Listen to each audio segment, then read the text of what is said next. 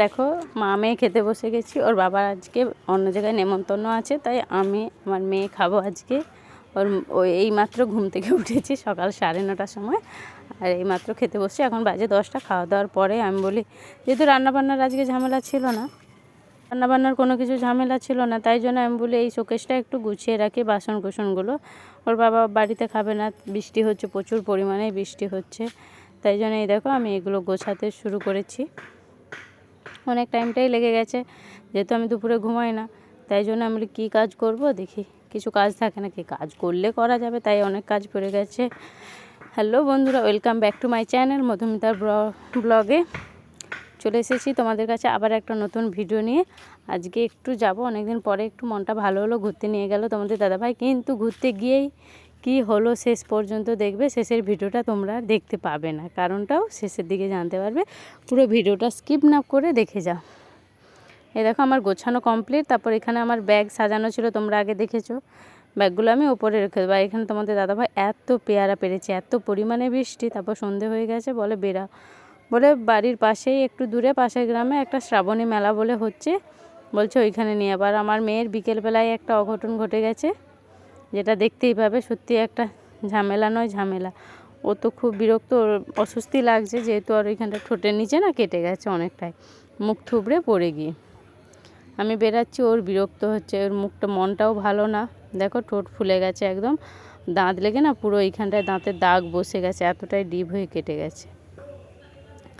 আর আমরা বেরিয়ে পড়েছি সন্ধেবেলা একটু মেলায় যাব বলে এইখানে দেখো, এটা বাড়ির কাছে একটা মনসা পুজো হচ্ছে, যাওয়ার পথেই পড়লো।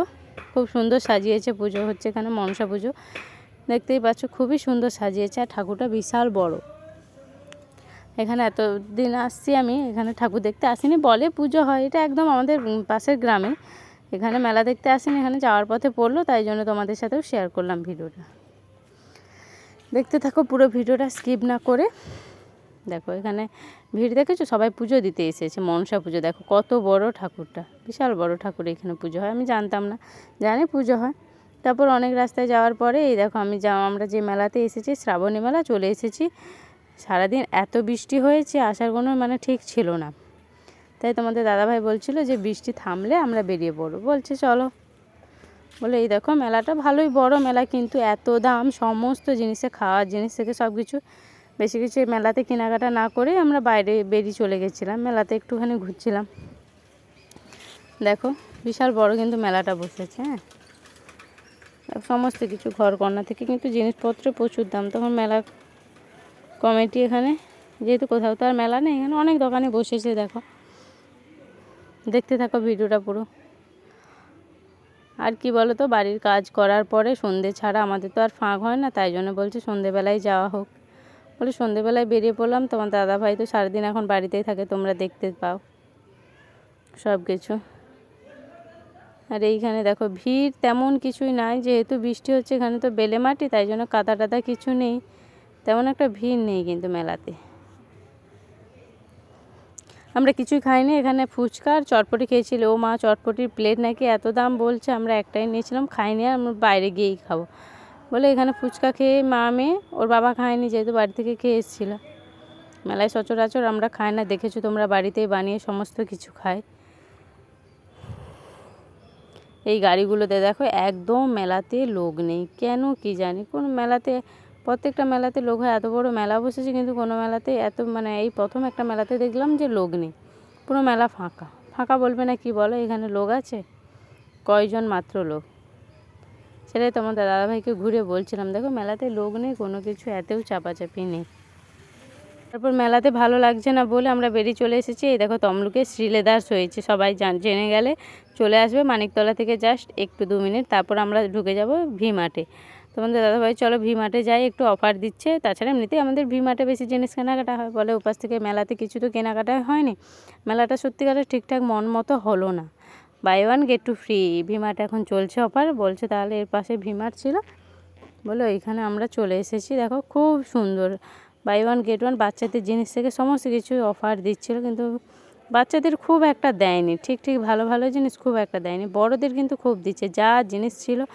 বাচ্চাদের যেগুলো দিচ্ছে সেগুলো ঠিক পছন্দই হয়নি আমার, সত্যি কথা। একদমই পছন্দ হয়নি, কিন্তু আমার আর ওর বাবার জন্য দুটো কি একটা করে নিয়েছিলাম।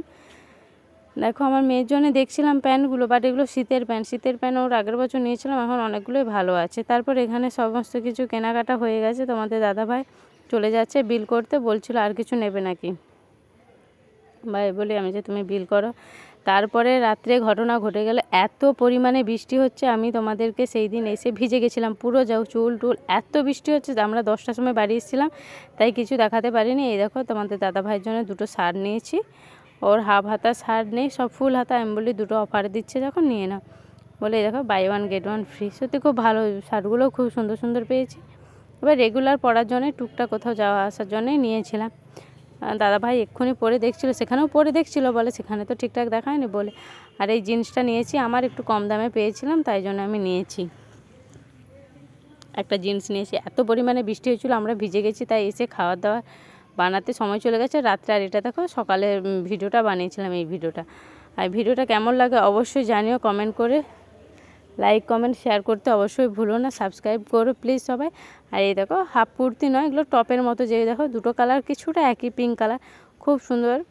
আমি দুটো জামা নিয়েছি আর একটা ওই জিন্স নিয়েছি, মেয়ের জন্য কিছুই নেওয়া হয়নি, এত বৃষ্টি। আমরা শপিং মলেই দাঁড়িয়েছিলাম 1 ঘন্টার উপরে, ঠিক আছে। ভিডিওটা এইখানে শেষ করলাম, বাই বাই, সবাই ভালো থেকো সুস্থ থেকো।